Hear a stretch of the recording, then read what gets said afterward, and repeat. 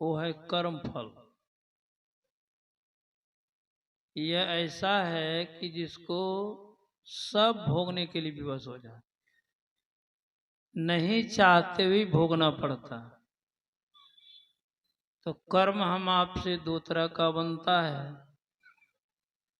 एक अच्छा एक खराब। दोनों का फल भोगना पड़ता है। अच्छे कर्म का फल तो भोगना चाहते हैं, लेकिन खराब कर्म का भोगना नहीं चाहते। क्या नहीं चाहने से आप नहीं भोगेंगे?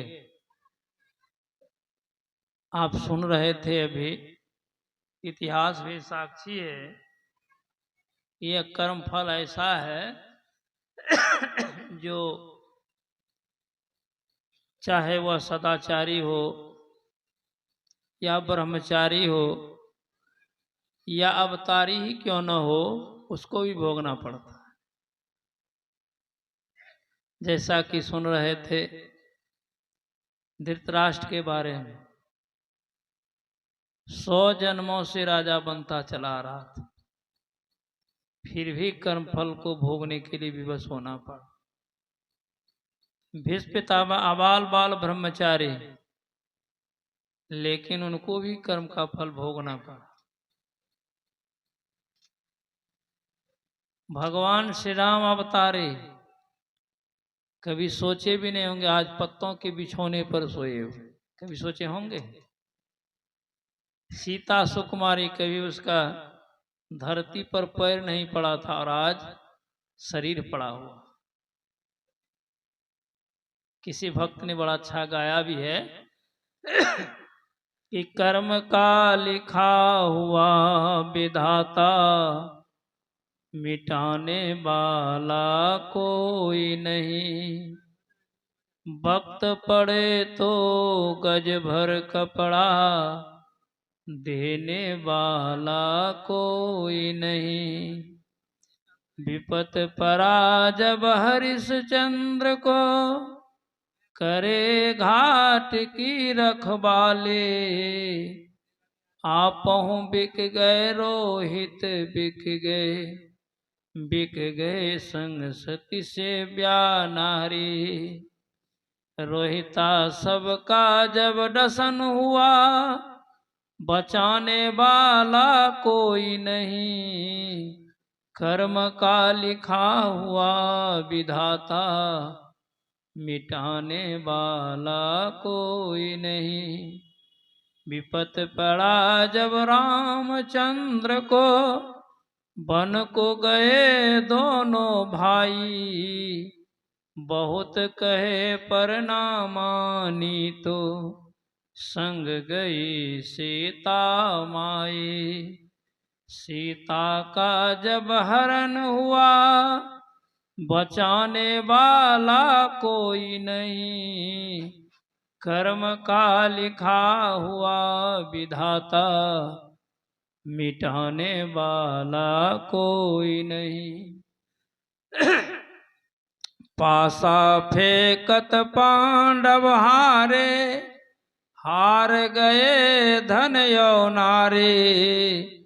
दुष्ट दुशासन खेचन लागे, अब लातन की औसारे। एक सहारा तेरा हो प्रभु जी, बचाने वाला कोई नहीं। कर्म का लिखा हुआ विधाता, मिटाने वाला कोई नहीं।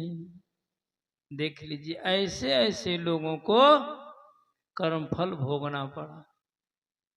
राजा हरिश्चंद्र कितने बड़े दानी थे, स्वप्न में राजपाट दान कर दिया, ऐसा होगा? और मान भी लिया। और आज डोम के यहां घाट की रखवाली कर रहा। इसलिए यह कर्मफल किसी को नहीं छोड़ता है, न छोड़ेगा। कर्मफल भोगने के लिए विवश होना ही पड़ेगा। सती से ब्याह नारी, बड़ी विचित्र दर्दनाक घटना है। आप लोग जानते ही होंगे। कैसा कर्तव्यनिष्ठ था हरिश्चंद्र, जो पुत्र मरा हुआ है और अपने कर्तव्य का पालन कर रहा है, बिना कर लिए जलाने नहीं दिए। सेव्या क्या करती, विवश होकर के आंचल फाड़ करके देने लगी। भगवान प्रकट हो गए। देखिए कैसी लीला है। इसलिए संत महात्मा लोग कहते हैं जब ऐसे ऐसे लोगों की ये हालत है तो हम लोगों की क्या दशा हो। मैंने अखंड ज्योति में एक कहानी पढ़ा था कि दो मित्र थे और दोनों आपस में साझा में व्यापारी करता था। एक बार अधिक मुनाफा 1,00,000 रुपये की। एक मित्र के मन में बुरी बात आ गई, कहा यदि इसको हम मार देते हैं तो सब पैसा मेरा हो जाएगा, नहीं तो आधा तो बांटना ही पड़ेगा, 50-50। और लोग परिवार के समाज के जानते हैं, 2-4-5 हजार दे करके कह सुन करके उसको मना लो। मन में विचार आया, कहा मरेगा कैसे।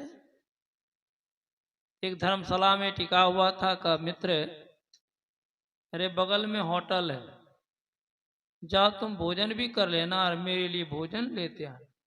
वो कहते नहीं नहीं तुम ही जाओ। वो तो ऐसा सोचता ही था। वो चला गया, भोजन कर लिया, उसके लिए जो भोजन लाया उसमें विष मिला दिया। यहां आया, ज्यों ही वो खाया कि राम नाम सत्य हो गया, मर गए। उसको दफना दिया वहीं और उनके पुत्र को फोन कर दिया। ये उधर से आ रहा था, इधर से जा रहा था, स्टेशन पर भेंट हो गई, रोना धोना शुरू हो गया। बनावटी रोना, दिखावटी रोना।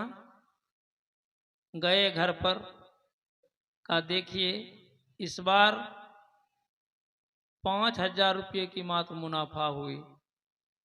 इसलिए मित्र तो मेरा ही था, मित्र का परिवार ही मेरा, सब बाल बच्चा भी मेरा, इसलिए मैं सब मुनाफा इसी को दे दूं। लोग तो कहने ऐसा मित्र तो होना चाहिए कि अपना हिस्सा भी दे दिया। लेकिन अब बात कुछ और थी। बात खत्म हो गई। आगे क्या होता है सो सुनिए। उस आदमी को एक लड़का जन्म लिया और देखने में देवता जैसा, सुंदर, दीप्यमान, संस्कारी। बड़ी खुशी प्रसन्नता। इधर जो पैसा बचा, इधर से कई एक फैक्ट्री खुलवा ली, बहुत कर्मचारी काम करने लगे। पाप से धन होत है, वर्ष 5 और 7, वर्ष 18 होत ही जरा मूल से जात। पाप से धन नहीं होता ऐसी बात नहीं है, लेकिन 18 वर्ष होते होते जड़ी मुड़ी साफ, कहीं नामो निशान नहीं होता है। तो धन में वृद्धि होने लगी, चकाचक चलने लगा। अब क्या होता है, उस लड़के की तबीयत खराब हो गई। काफी उपचार कराया गया, हकीम, वैद्य, डॉक्टर, लेकिन बीमारी घटने के बजाय बढ़ती चली गई। कर्मचारी से लोगों से कहते कि देखो तुम लोग सही सही फैक्ट्री को चलाना, लेखा जोखा रखना, मैं इसको लेकर के जाता हूं बाहर, इसकी तबीयत ठीक नहीं हो रही। चला गया दिल्ली। दिल्ली में भी डॉक्टर ने जवाब दे दिया, चला गया फॉरेन विदेश। काफी पैसा खर्चा हो, यहां फोन कर करके पैसा मंगवाते थे। ये लोगों को, कर्मचारी लोगों को मौका हाथ लगा, ये लोग घाटा दिखाना शुरू कर दिए। 1 भाग पैसा भेजते, 3 भाग अपने जेबी में रख लेते। सब कर्मचारी मिल गए, कहते हैं महाराज यहाँ घाटा लग रहा है, अब क्या किया जाए, कैसे पैसा भेजूं। का फैक्ट्री को बेच डाला। सारी फैक्ट्रियां बिक गई। अब पैसा ही नहीं पास में है। उधर डॉक्टर जवाब देते हैं अभी बचने वाला नहीं, इसको ले जाइए। हताश हो गए, लौट करके आ गए घर। सब में चर्चा बनी हुई थी, का विदेश तक में ये ठीक नहीं हुआ। बड़ी चिंतित, बड़ी मूर्छित। एक दिन वो 12 बजे लड़के के पास बैठा हुआ, माथे पर हाथ रख करके सोच रहा था। इसी बीच में लड़का हंस दिया। उनमें जान आई कि लगता है बीमारी ठीक हो जाए। तब ना लड़का हंसा। वो लड़का क्या कहता है, का आप हमको पहचानते हैं? का पहचानता हो, तू मेरा बेटा है? का नहीं, मैं आपका बेटा नहीं हूं, मैं आपका वही दोस्त हूं जिसको आपने विष खिला करके मार दिया भोजन में दे करके, और वही बदला लेने के लिए मैं आया हूं। बदला लेने के लिए मेरा जितना पैसा बनता था सब पैसा मैंने वसूल लिया।